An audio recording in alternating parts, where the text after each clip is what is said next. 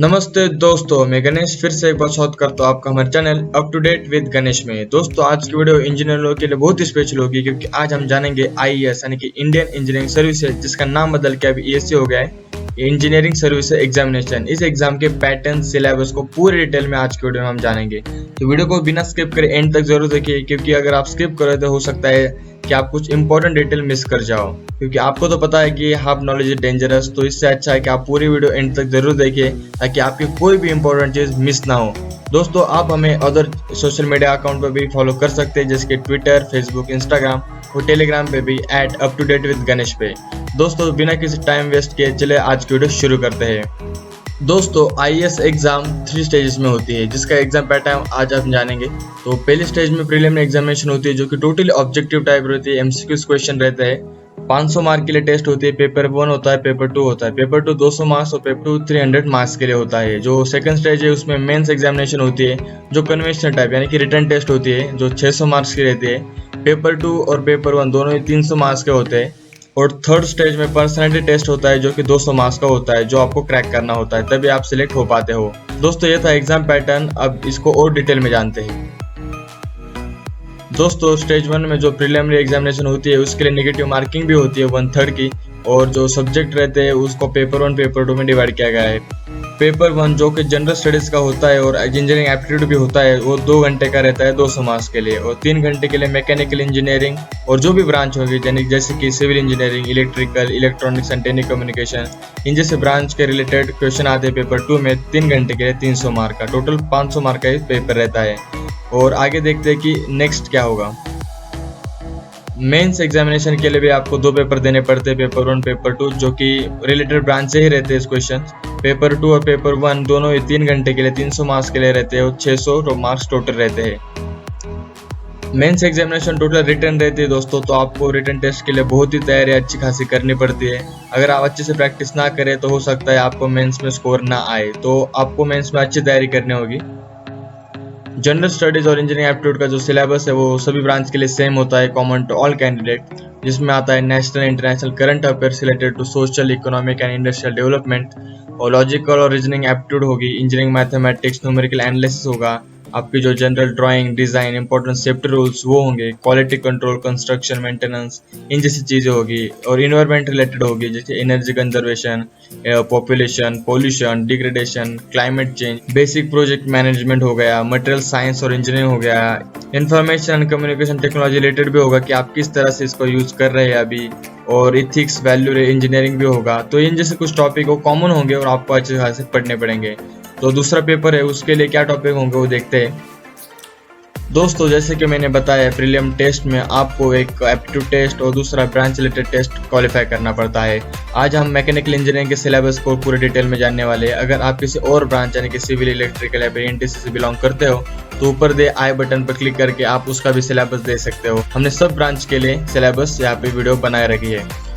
दोस्तों, mechanical engineering के लिए जो पेपर 1 होगा उसके लिए आपको थर्मोडायनेमिक्स एंड हीट ट्रांसफर से जो टॉपिक आएंगे वो कुछ इस तरह से होंगे, जैसे कि thermodynamic system processes, property of pure substance, zeroth first और second law, entropy, irreversibility, availability, analysis of thermodynamic cycle, जो भी साइकिल्स होंगे यानी कि Rankine Otto, diesel, dual Otto cycle, जो आइडियल गैसेस होती है, कंप्रेसिबिलिटी फैक्टर, गैस मिक्सचर, ये कुछ टॉपिक होंगे। और हीट ट्रांसफर जैसे सब्जेक्ट में से आपको mode of heat transfer, steady unsteady heat, conductions, radiation, convection, free force convection, fins, इन जैसे कुछ टॉपिक है वो आपको यहाँ पे देख सकते हैं आप होंगे।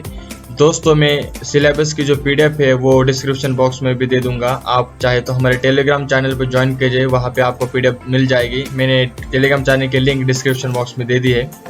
फ्लूइड मैकेनिक्स, टर्बो मशीनरी और पावर प्लांट इंजीनियरिंग के लिए क्या क्या सब्जेक्ट होंगे वो हम देखेंगे अभी। फ्लूइड मैकेनिक्स के लिए देखेंगे तो basic concept and property of fluid, manometers, equation of motion, Bernoulli's equation, buoyancy, incompressible fluid, turbulent laminar fluid, flow through pipes, इन जैसे कुछ टॉपिक्स जो आपको एफए में पढ़ने पड़ेंगे। टर्बो मशीनरी के लिए reciprocating and rotary pumps, Pelton wheel, Kaplan Francis turbine, velocity diagram, steam and gas turbines, theory of jet propulsion, pulse jet या फिर RAM jet engine, impulse reaction turbine हो गया, या फिर रेसिप्रोकेटिंग एंड रोटरी कंप्रेशर, उसकी theory और application क्या होंगे, ये टर्बो मशीन में आएगा।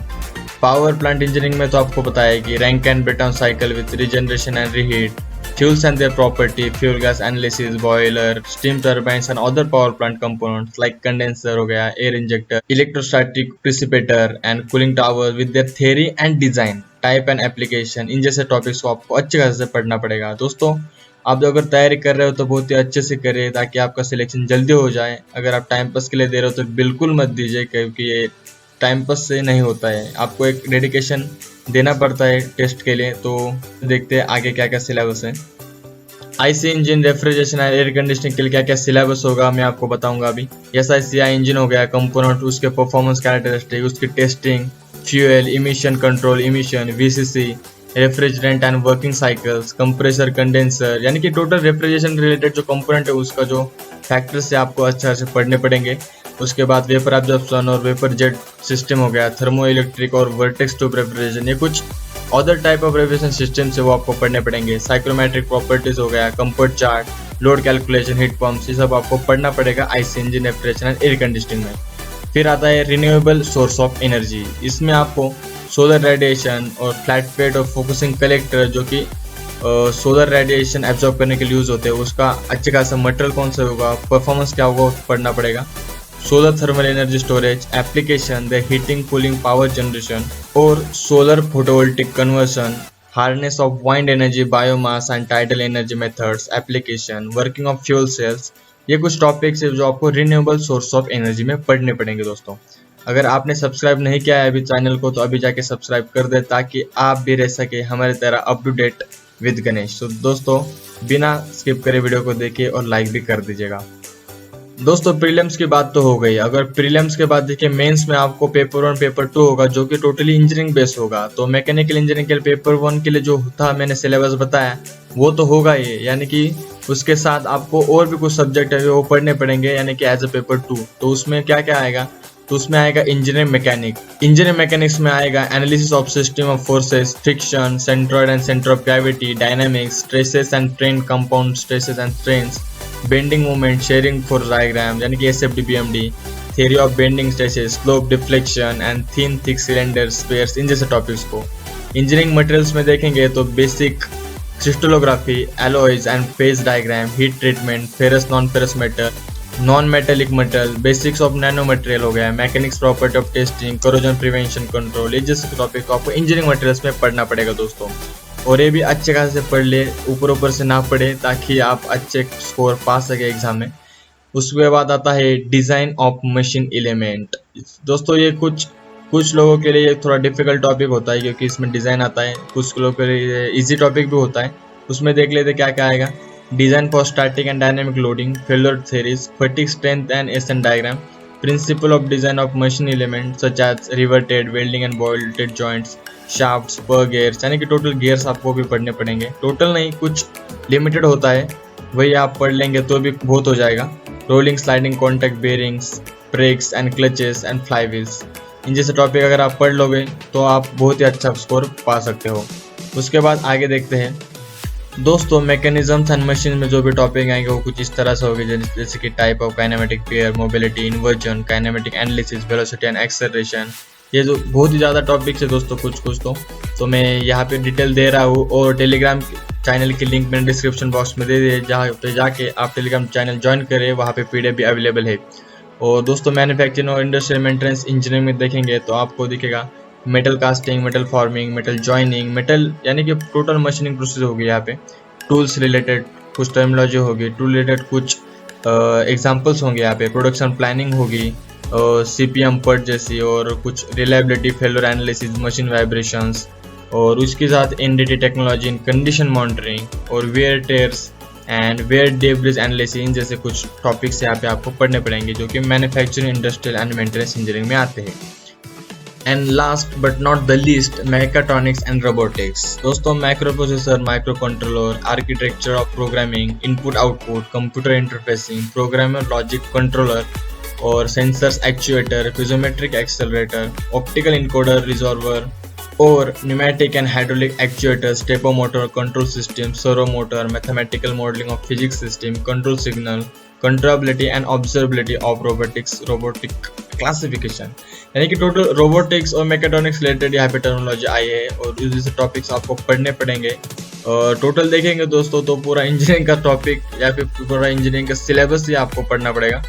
मतलब पूरा सिलेबस नहीं होगा, लेकिन बहुत से टॉपिक यहाँ पे आपको पढ़ने ही पड़ेंगे, तभी आप एक अच्छा खासा स्कोर ला पाओगे दोस्तों।